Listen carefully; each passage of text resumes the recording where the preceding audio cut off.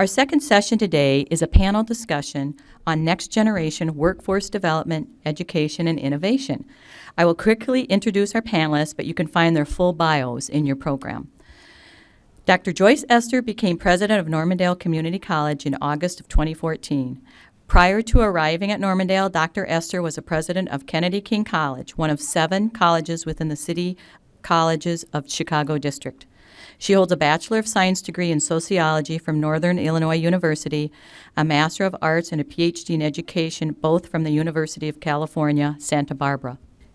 Sharon Koenig holds the position of Director of Compensation for Xcel Energy. She's been with the company since early 2013, where her responsibilities have primarily focused on managing the compensation programs, developing the design of short and long-term performance incentives, and administration of recognition programs. She holds a Bachelor of Arts degree in Business Management and Economics from Hamline University in St. Paul, Minnesota, and she is a certified compensation professional. Tom O'Neill joined the Nerdery as a programmer in 2004 and soon became a cultural leader at the custom software design and development company. He launched the Nerdery Chicago branch as VP of Software Development and returned to Minneapolis as COO. In 2013, Tom became the Nerdery's first president since founding president Luke Buckland passed. Mary Russell is the Director of Leadership Support and Organizational Effectiveness for HealthPartners. She has a BA in Political Science from St. Catherine University, where she also served as the assistant hockey coach for 9 years. Mary has Masters in Organizational Leadership with a focus on dispute resolution from St. Catherine University.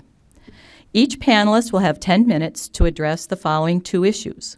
What is your organization doing toward future workforce development?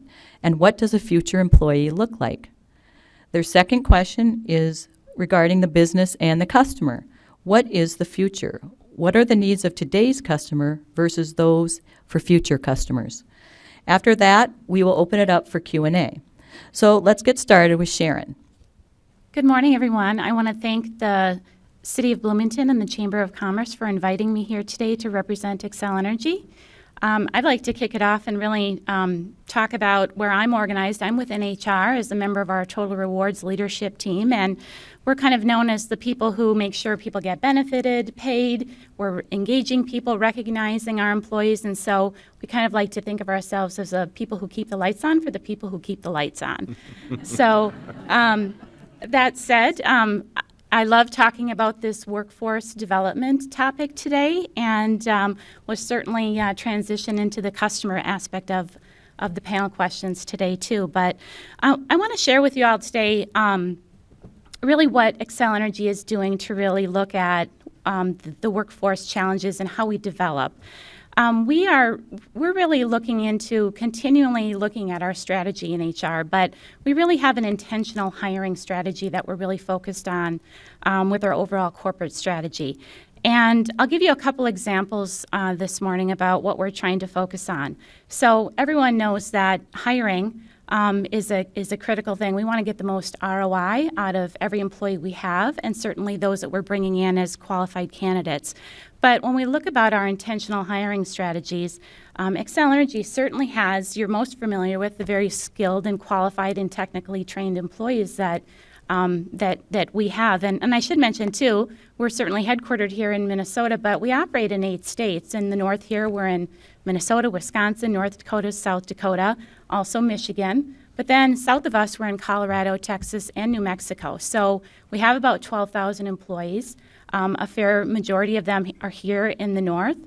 And we want to make sure that when we are looking at what those hiring challenges are, we're kind of comparing and contrast what we've done in the past and what we find may be successful as we go forward. So, you know, in the category of campus recruiting, whether we're looking at community colleges, tech schools, universities for all of the positions that we have company-wide, maybe in the past it would have been more like we might do campus recruiting at 20 or 25 or even more, perhaps, campus visits and meetings. And really we were driven to that because, you know, our hiring leaders were saying, well, I graduated from this school or this technical school, so let's go there to look for candidates. But what we're doing on a much more intentional basis is we're looking at data and we're finding where did we find the most qualified candidates and where did we find the best qualified candidates from our history. And then really doing that focus on maybe 10 campuses per year. And that doesn't mean we won't do ad hoc reach outs and go places where we're asked to go and find great talent, but we're really trying to be much more intentional about those efforts. And then another area that we're really focusing on with recruiting is we've developed over the last few years the need to do pre-hire assessments for our candidates.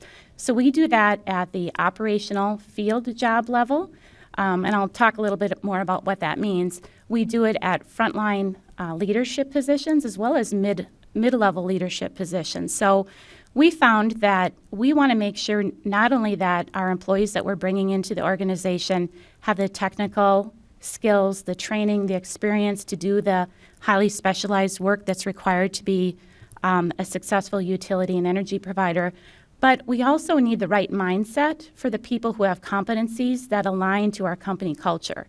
So what I mean by that is, for example, when we do employee pre-hire assessments, we're testing for skills that relate to, are you safety and conscious, and are you compliance? Do you have a mindset for reliability and rule following and making sure you follow instructions? That is critical to our safety-driven business.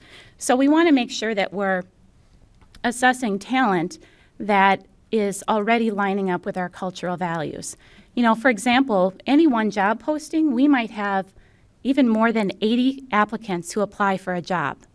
Of that, you know, when we go through pre-hire assessments, our average numbers might be about 60% of those, or actually I'll back that up a little, about 80 people might post for a job, but maybe only 30 of those who are really qualified for the technical skills about that job. So that brings it down a little bit. And then those who we feel are qualified, we put through a pre-hire assessment process. And about 60% of those actually are deemed to be, that could go on in the recruiting process as a good fit. And then, of course, that brings our talent pool down to a more manageable size, that hiring leaders are able to have a good pool of candidates to interview and then ultimately select the right employee for us to onboard.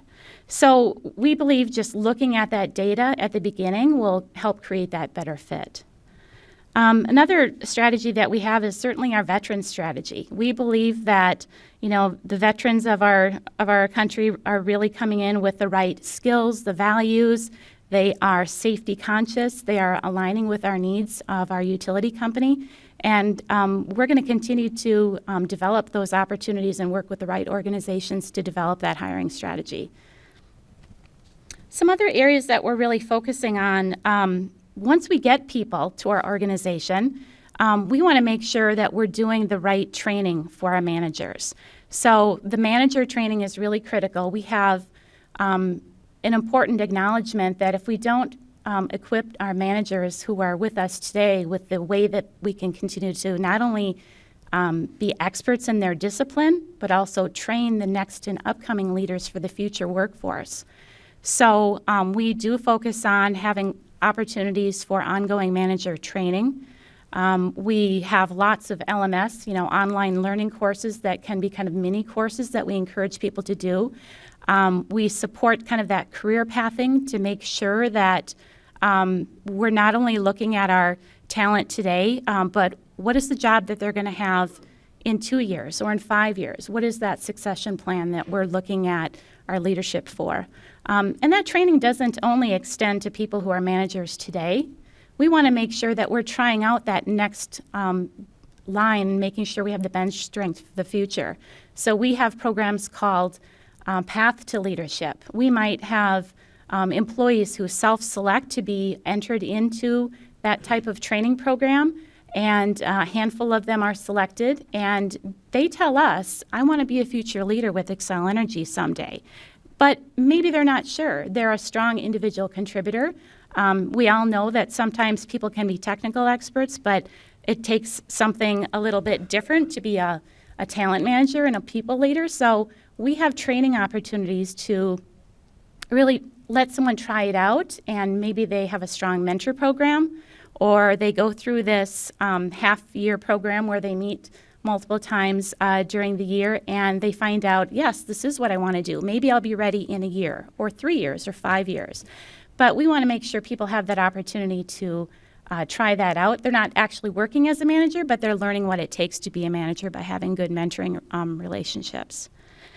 Let me jump over a little bit to what does that future employee look like with us. I mentioned a little bit about our pre-hire assessment strategy, but what we want to make sure is that not only are we getting employees who are technically trained, certified for the right jobs, have the right experience level for the position that we're hiring, but the new game changer for us is really, are they going to be able to do something with data analytics? So really our focus is on looking at technology and data and making sure that leaders are not only experts in their area, but they can analyze and look at data, trends, and then do something different with that once they know that data. So let's not rely so much on a hunch or their past experience, but really let's be able to look at what it is that they're learning about data analytics and then do something. And that's really lining up with the technology that we have in the field position. So more and more things are going online with systems. They're having handheld devices out in the field. They're not filling out as much paperwork. Certainly we want to be more productive in our field operations. And so that's to really move the mark on that. What I'm going to do also is really transition over to the customer experience and that linkage. So same theme really applies. We're going to be looking for ways that we can engage with our customers even more, and the demand that we're finding for the future is that our customers are demanding more of that digital experience. And so it's kind of interesting when I looked into this with our people who do customer analytics in our marketing area. Our customers engage with us between 6 and 9 minutes per year. That's it. We have a very short stream of time that we can influence that customer behavior or that experience.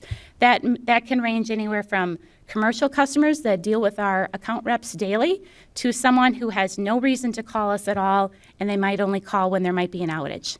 So that's a pretty short window of time to really create that engagement. So what we're doing is really, we're a transactional business. People call us when they have billing inquiries, they have outages and restoration issues, and then certainly to start or change or move service. So we want to be good at those table stakes. We want to be that provider of that good transactional business, but we need to deliver that in a channel that is actually meeting the needs of today. So we have websites that are set up so that we can enter customer preferences. Do you want to continue to deal with us with your bill by paper, or do you want things online? How do you want to know about when your power has been restored? Do you want a text message? Do you want an email?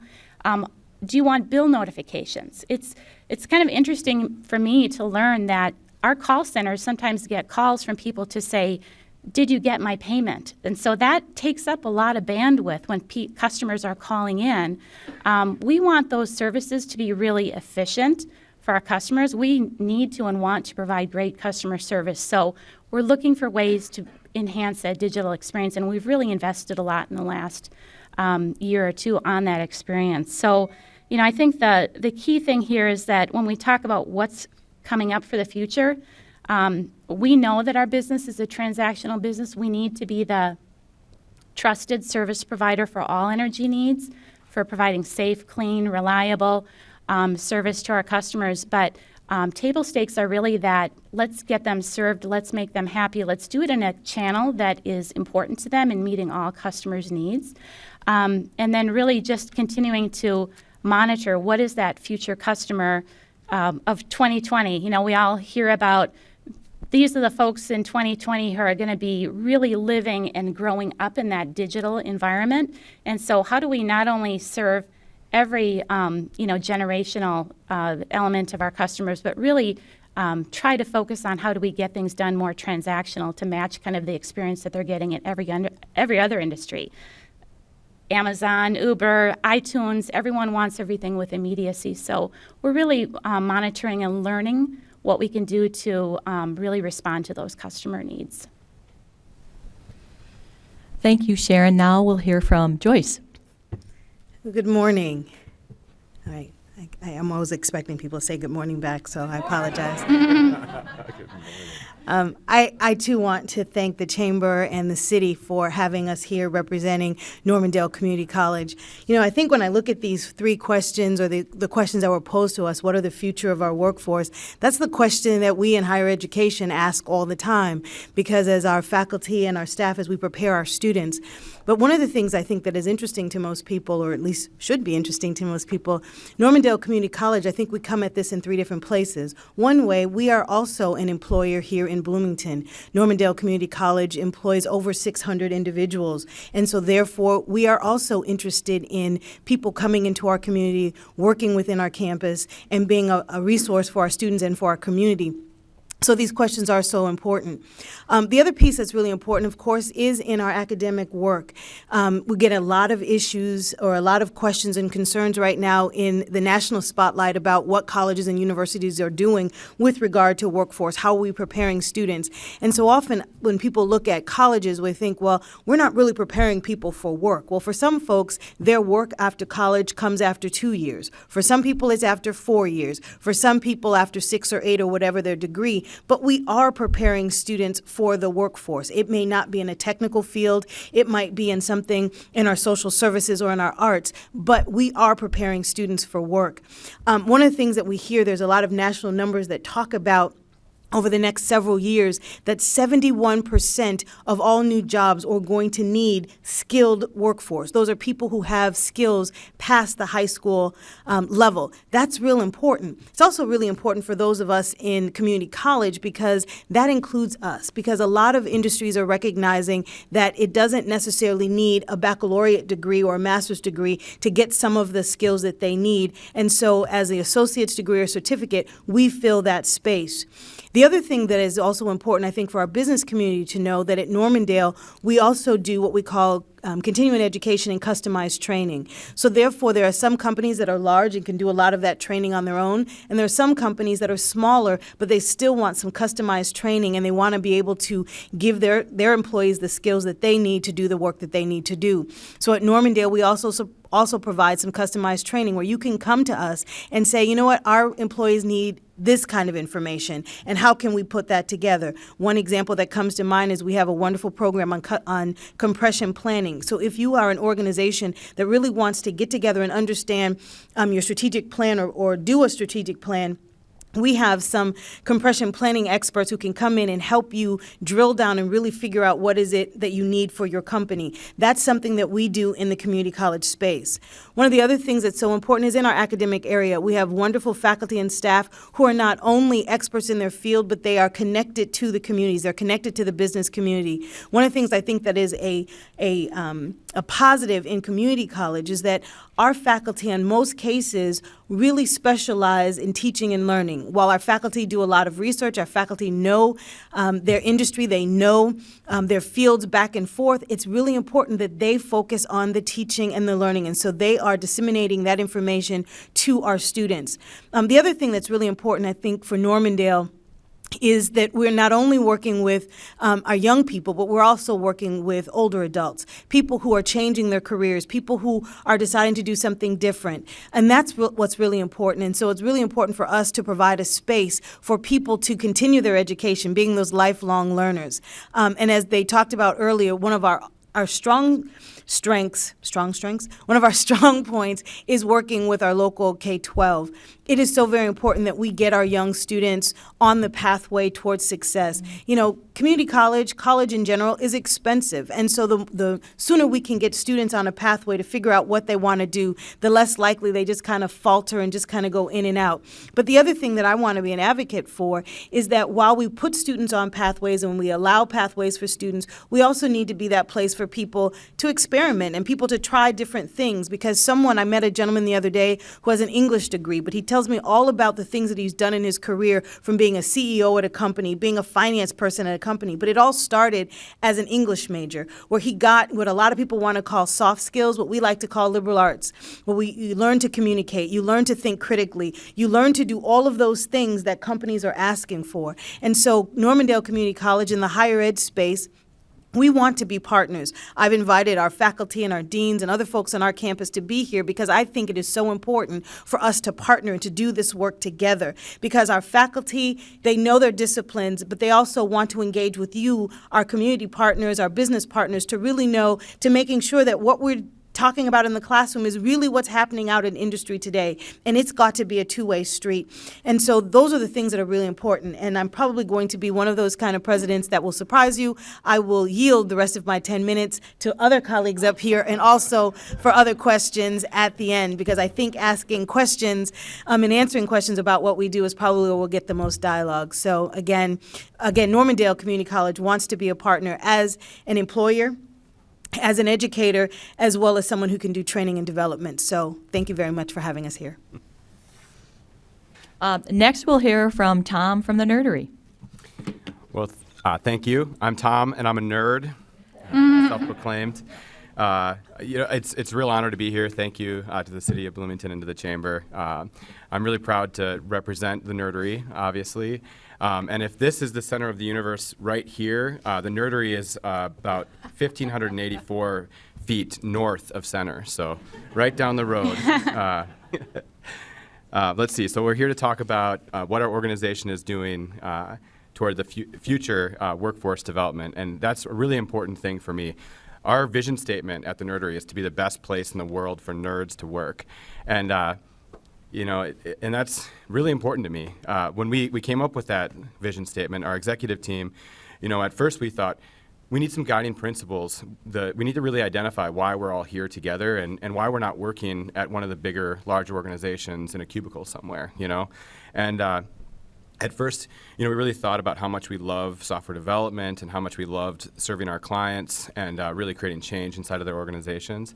And all that stuff made a lot of sense, so we riffed on all kinds of vision statements toward that end. But at the end of the day, we decided that, when we recruited new nerds to this organization, when we tried to tell other people to join us on this quest, we said, this place is really great, I used to say, because the three founders of our organization, they write code, you guys. I'd tell the other programmers, so you won't believe it. Like, even our president, he writes code still. It's so cool. He gets it. He understands our craft. He appreciates it. And he empowers us to do the right thing for our clients through technology. And he doesn't let business stand in the way, And I'd tell people that, and I'd see their eyes light up, and I knew that I had them, right? And so when we told that story as a group in our executive team, trying to discover that vision statement, it resonated with all of us, and we decided that's why we're here on IKEA furniture in a little warehouse in Bloomington instead of in a high-rise downtown. And so we decided to run with that.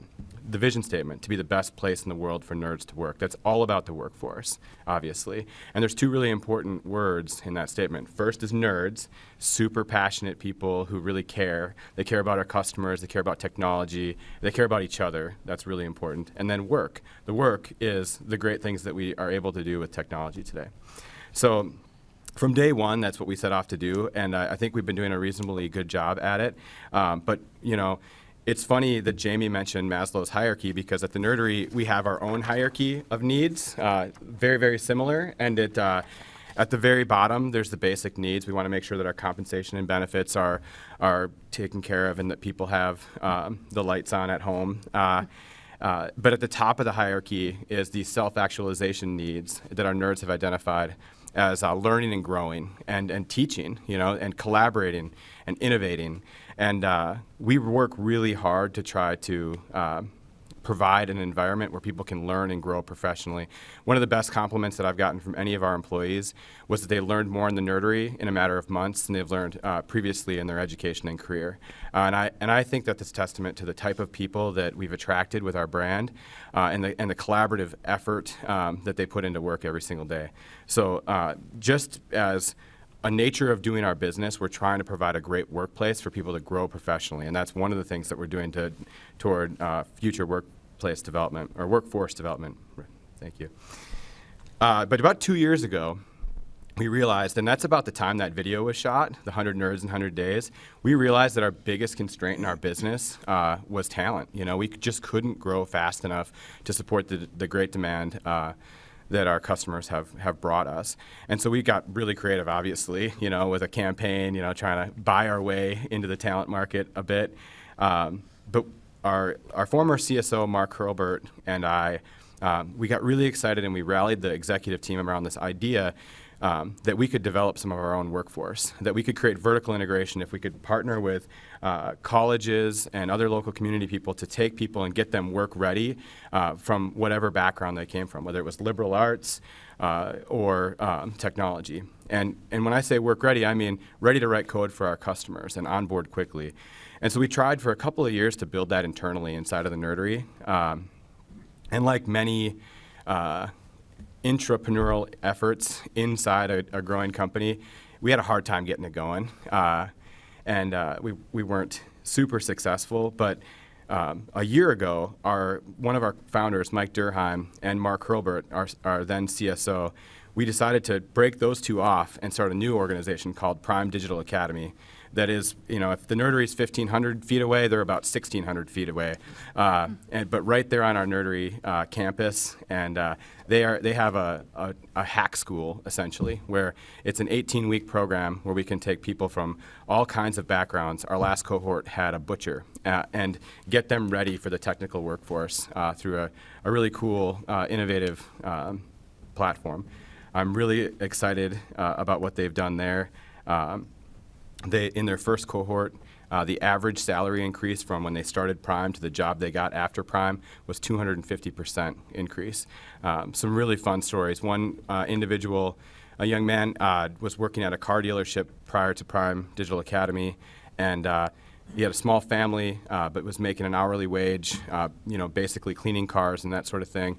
He had a passion for technology, and he was willing to put in the work in the 18-work program.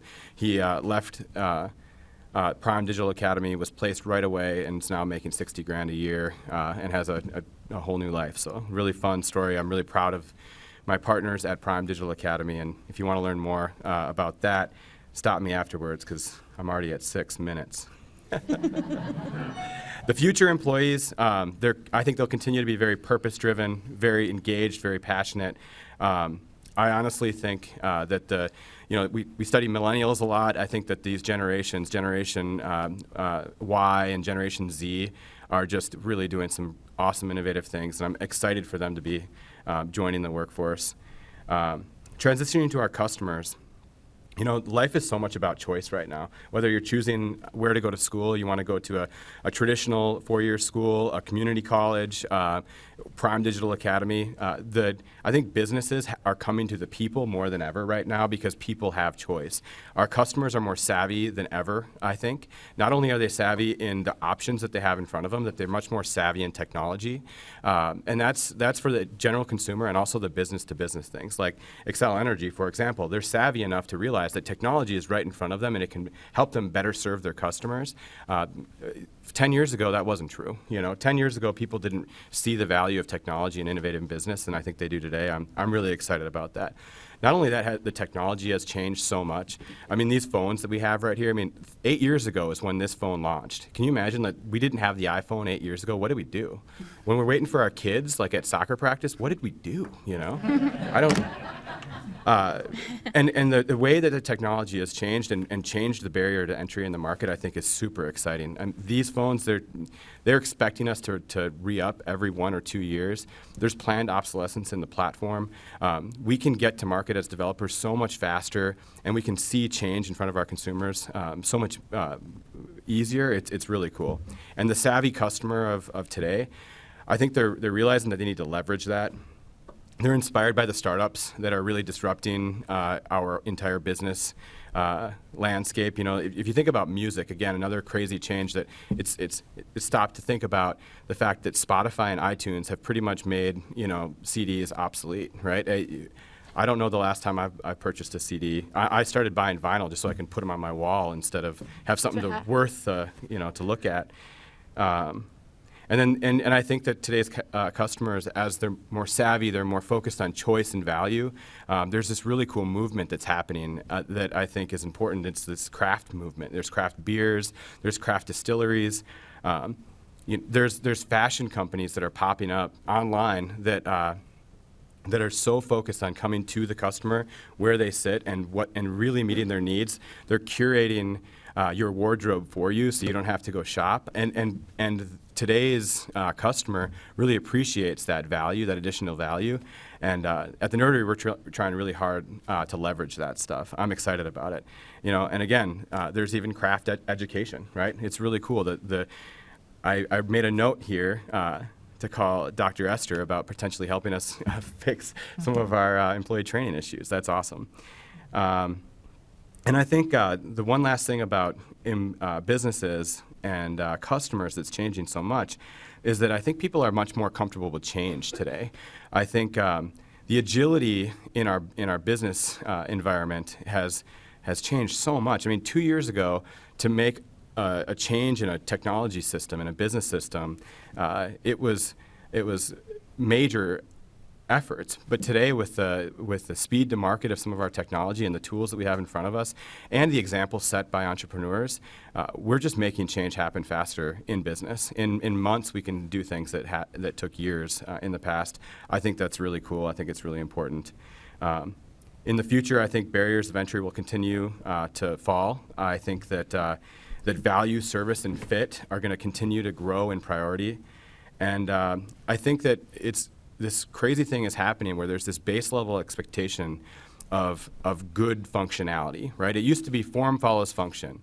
Craigslist, it rose to its popularity even though it's kind of ugly. It's kind of hard to use, right? And well, since everyone used it, we'll put up with it. Form follows function. You couldn't launch Craigslist today.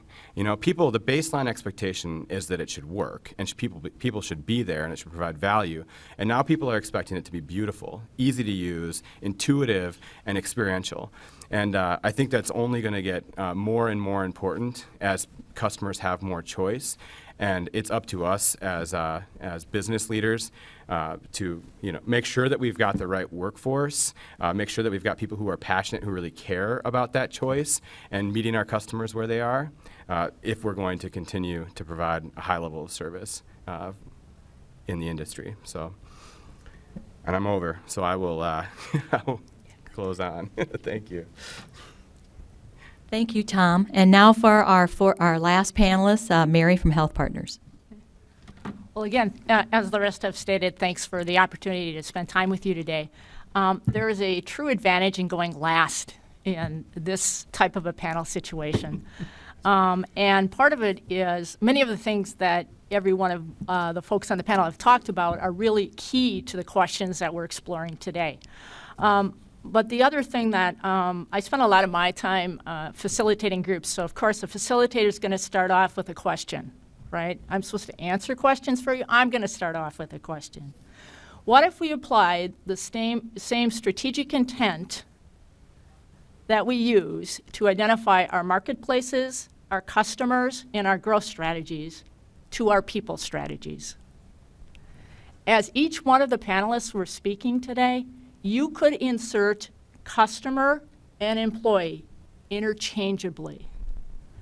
Those who are coming into the workplace, more savvy. They want convenience. They want digital. Customers, same type of thing. And I think why I asked the question or put that out there for us to ponder is some of us come from organizations that are large and we have these big HR departments and we can we can get really excited and nerdy about workforce planning. Let me tell you, we can really think this is cool. We're like, okay, it's all about what are the external drivers and how's that market, when the market changes, how's it going to change what kind of employees we need and team members and things like that, and what are the workforce demographics, and what about our internal drivers and things like that. And we can spend hours kind of becoming enamored with the conversation. But I think if you're a smaller business owner, it's not as easy to have time to think about that and sit around because you've got the business to run as well. But I would just encourage you to think that some of the gut instincts that you have about how you grew your business can totally apply to how you grow your workforce. And those circumstances and those resources that you have are phenomenal. The community college system, MSCU, private colleges, MSCU, whatever they might be, those are really important. But I think our challenge is there's just so much noise out there, we don't know where the resources are. And I think that becomes a particular challenge for those who are continually being asked, why can't you prepare those students for this workforce? What with this skills gap? Well, the other thing that's been interesting as we've been looking at this, both organizationally and also as a system, I spent a little bit of time on a couple of workforce investment boards, so I see this interesting challenge from a variety of perspectives, is this fact about agility and the ability to change and turn on a dime. There's just read a quote last week that it's not a surprising quote, but when you think about the implications of this, it is sort of mind-boggling. Researchers predict that technology will be capable of performing nearly half of the U.S. jobs within the next 2 decades. We know technology is pretty pervasive, et cetera. So then you sit down with someone from a community college and say, okay, let's talk about preparing the workforce of the future. Let's figure out what skills they need, but I have no idea what jobs they'll be doing. This is, I think, a transformational point in our conversation about workforce planning. Now we have to do the nuts and bolts because we have to also make sure we are meeting the needs of the current workforces that we have. So developing your workforce, identifying those as you do at Xcel who have the potential to move along, but also making that as an option, not that as a necessity, is so key. But I will say there are some things that I think are common regardless of where we start this conversation. And it really is all about those things that whether you're a customer of the future or an employee of the future, that you actually want and crave. It's about building relationships. It's about working in teams. It's how we communicate with one another. It's this whole thought process, too, that all of us want to make a difference. And so regardless, sometimes we say, okay, what job do you want to go for? What major do you want to have? Or et cetera. But there's these foundational skills that I'm convinced, regardless of where the marketplace goes, that'll continue to be necessary. And unfortunately, sometimes they fall into what we call the soft skills. I want to start a movement that says, can we call that something different? Because soft skills make or break your customer relationship every day, I would guess, whether you're small or large. Mm-hmm. And so these are some of the things that as we've been even thinking as a large organization around workforce planning and how we might do these things, what does that mean for us? So imagine you're a physician. I'd have to really imagine that because of that stuff. Even though I work in healthcare, I don't have a healthcare background. It's quite entertaining, actually. Imagine you're a physician, and we're having a conversation with you, and we're saying, okay, guess what? We're going to use social media to help improve our screening rates for chlamydia. We're going to use a Facebook campaign. Now, think about that from a provider-physician point of view. A what? Face who? Face where? Face what? It's not that they're not technologically savvy either, but those two worlds are very interesting to come together. Technology, expertise, because that does research tell us we should do that? But as this played out, we had just a huge success story in our organization because we had an impassioned group of our employees who really understood how social media could impact an objective we needed to achieve and created comfort in the organization, especially with our provider community, that could make a difference. And the best part of this was we got incredibly great response. Our screening rates increased, and it was with minimal investment. Approximately $4,000 campaign to reach out to the number of folks we did to make change. Think about that. talk about return on investment. So those are some of the things that when we think at HealthPartners and we think about this whole thing around workforce planning, and then also I talk to my colleagues across the region, and also talking and being on workforce investment boards. These are some of the things that I think are both engaging, provide some interesting opportunities, but on occasion, yes, it does keep us all up at night. So.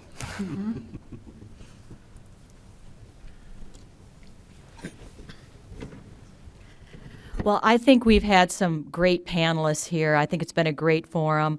Thank you all, panelists, for taking the time to come speak to us this morning. This has been a very informative session, so please help us thank our panelists.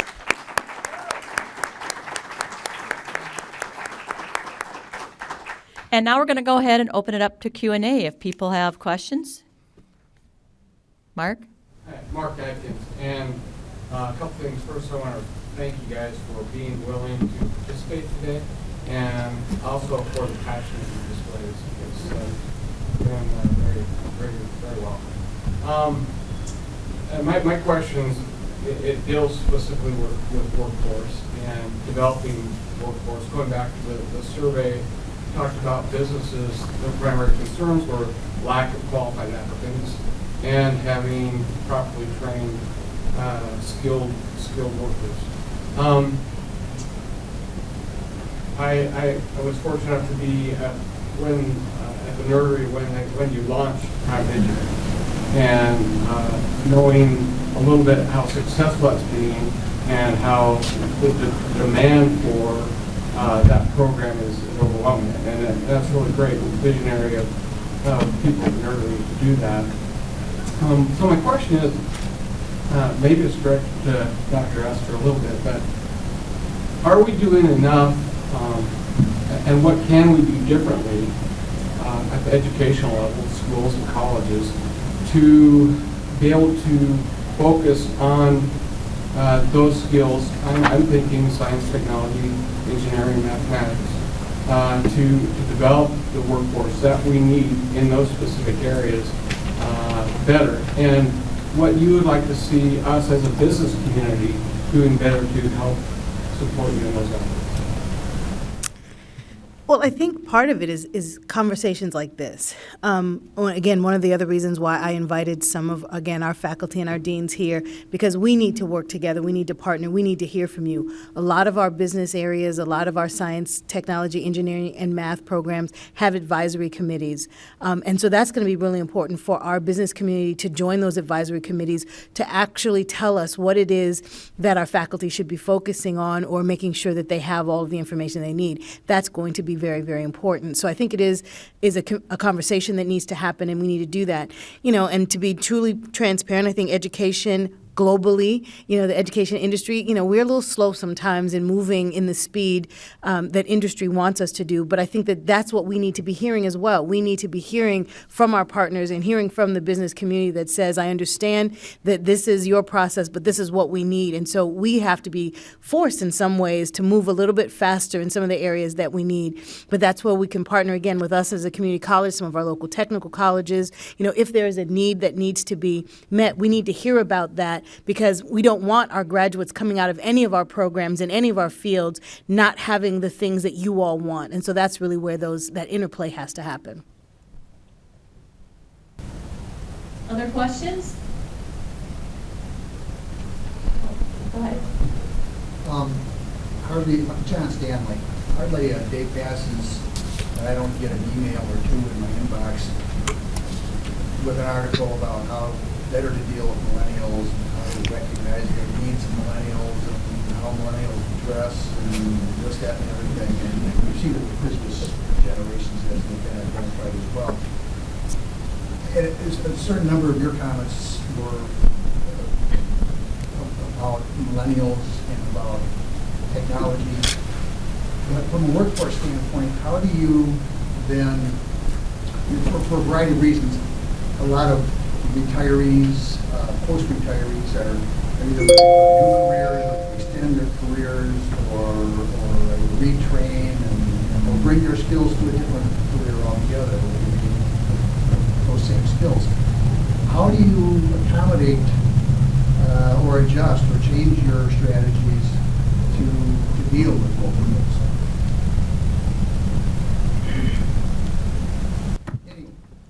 those? I'll take a crack at that one. So I see the world sort of from an integrated approach.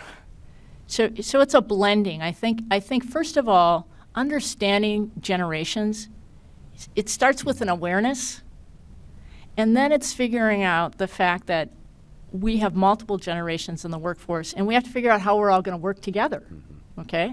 And how do we learn to appreciate one another and the skills that we bring and the experience that we bring, and how can we create those conversations? Some of this has come about from something where you think about the term mentoring, and typically mentoring used to be this thought process. I go look for a mentor to help me with my career, and it's usually somebody who has a wealth of experience and knowledge and things like that. Well, there's a term called reverse mentoring, and so it's changed the dynamic of mentoring, where I am a baby boomer and I need to be mentored on understanding the best way that I might motivate my team or others or work with our customers. And so how do we create the environment to have those conversations? In my bio, I talked about being an assistant hockey coach. I don't do that anymore. And one thing that has caused for me a gap in my knowledge is I don't have a connection with a group of folks that are in college. And so it's like, I need a translator. So, right?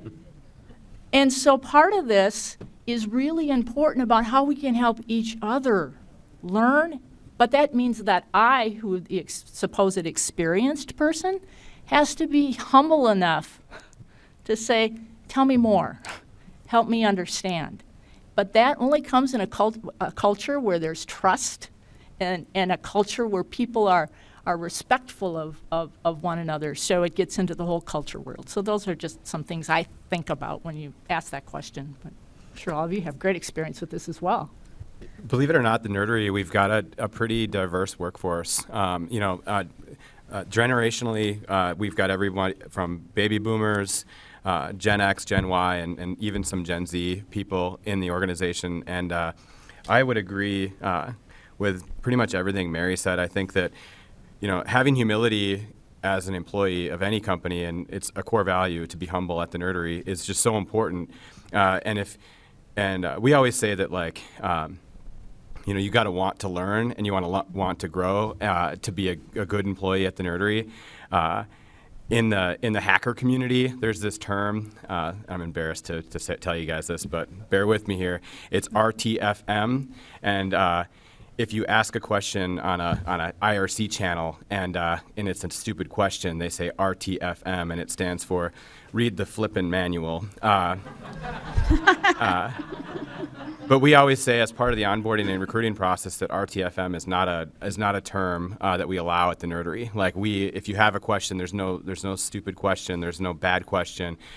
We want people who get a kick out of sitting with each other and learning and growing from each other. And honestly, some of the baby boomers that are in our organization, while they might be, learning from the millennials about how Facebook works, they're teaching us a lot about how business works, whether it's strategic planning, some best practices in sales and marketing, even some of the principles of software engineering that have been around from the 70s that are reemerging right now.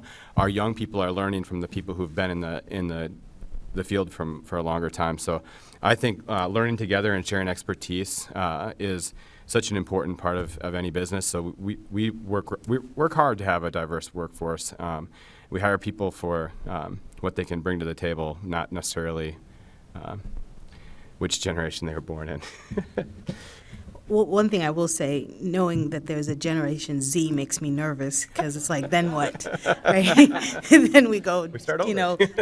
Z plus one, I don't know. But I also think it's important when we talk about, any generation, there's a culture of the company or the organization. I think it's so very important for people to understand, while you may bring some characteristics from your generational perspective, but there are also cultures and generation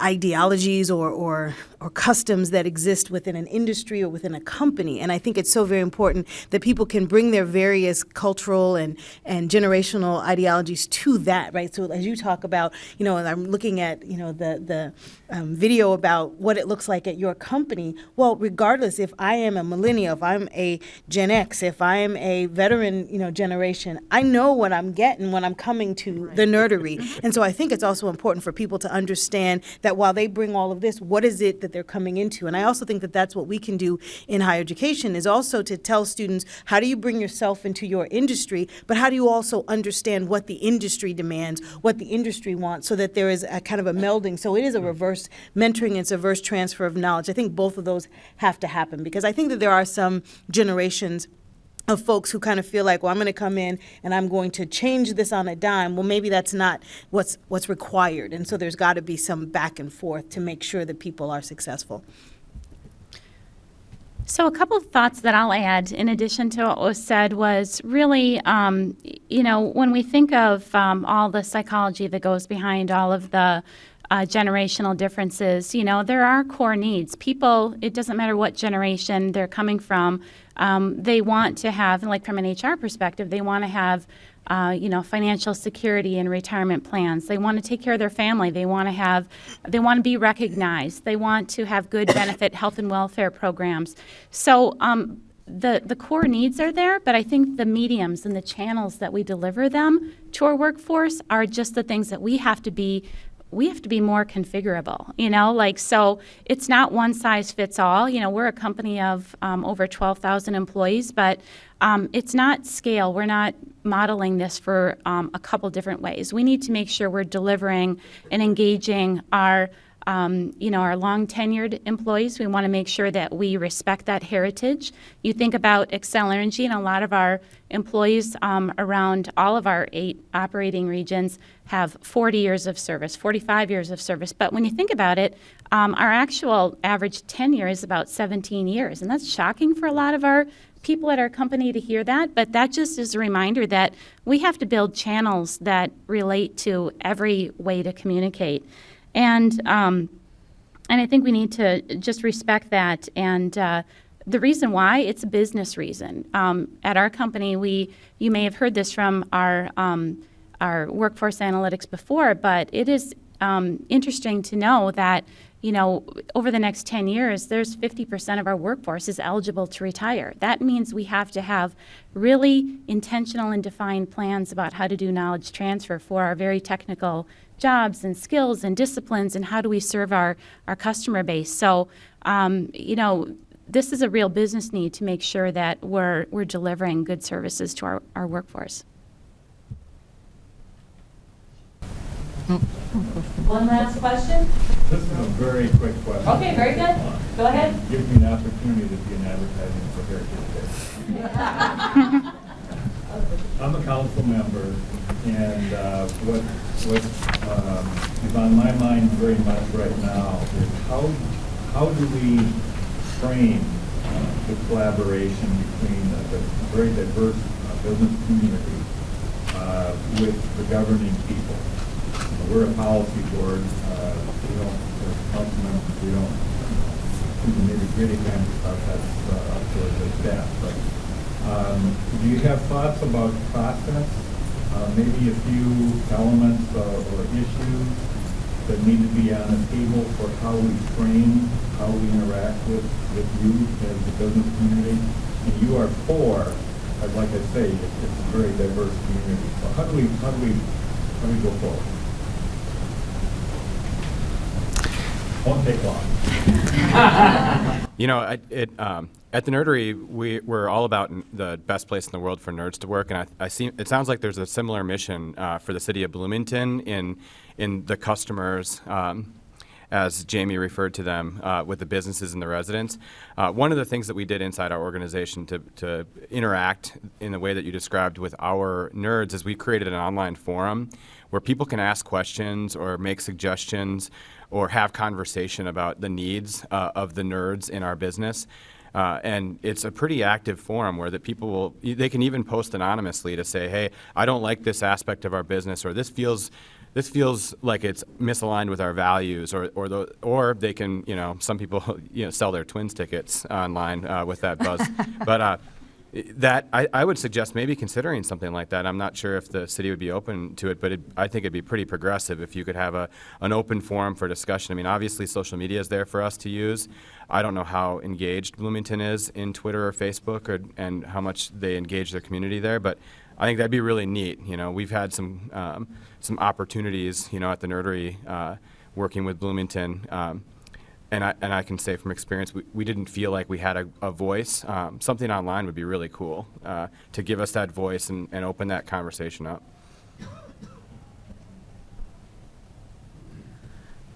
I think one thing that we've discovered, whether it's the city council or it's the county or it's the state, is many times you're asking us the same question over and over and over again. It's just the different entities doing that. So part of the way I look at it is collectively you have knowledge that you can share across your government entities that I'm just going to use an efficiency standpoint, that if it would eliminate what I call the multiple knocks on the door of asking us what we think about A, B, and C. And then how you share information across those lines, I think, is a way then that helps the transfer of information and knowledge and understanding. And quite honestly, different employers go across multiple lines of the government entities. Some don't. Some might just be here in Bloomington, but some might be broader. And so if I could encourage you to think about that, it's how do you collectively help us understand what's going on so we can collectively have a voice and move not only Bloomington along, but the greater region, et cetera. So. Sure, I'll jump in with another comment. As you all know, with our utility and energy services that we have from Xcel Energy, we are clearly very integrated with what's going on in the community. And I think forums like this, where you can certainly with our regulators, our partners who we're trying to tell our story about how we serve customers, we are very much in the community and part of all of those activities. But I think even more opportunities like this to do just best practice sharing and talking about, we're a business just like you are, whether despite revenue size or employee headcount or despite region. What are other opportunities like this where we can just have more of a casual dialogue and an information and best practice sharing? So, I welcome more opportunities like this so we can, collaborate and share those practices and solutions. We're all working towards what's next. What's our next big challenge? And I think that all as business leaders, we're all challenged with that. So partnering together is a real key here. And that will be coming. Well, the only thing I would say, along with what everyone else has said, it would also be interesting to open these kinds of conversations up to the consumer, meaning the future workforce themselves, to our students, to folks who are looking to change careers. Those need to be the people in the room also, so that they can hear from people up here. They can hear from you all directly, because I think, again, from an educational standpoint, they hear their faculty say the same thing over and over again. It's really nice to have someone co-sign and go, oh, okay, that's what they said, okay. So I think that would also be very helpful, that we can include the folks who are our consumers, because I think so often we know this information, but then we kind of speak to the choir. All right, let's give our panelists a big round. Good job.